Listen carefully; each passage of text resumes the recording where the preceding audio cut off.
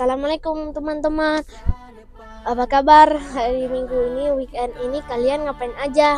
Nah, kalian pasti bingung kan ngapain Alif hari-hari Minggu begini pakai baju sekolah? Nah, jawabannya adalah hari ini Alif mau ikut lomba Olimpiade IPA atau OSN di UIN Araniri.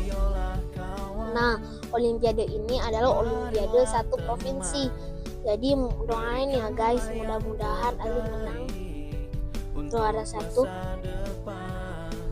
Nah, nanti kalau Alif udah pulang, nanti Alif akan kabari lagi ya guys. Nah, mohon doanya ya guys, mudah-mudahan Alif menang juara satu, amin.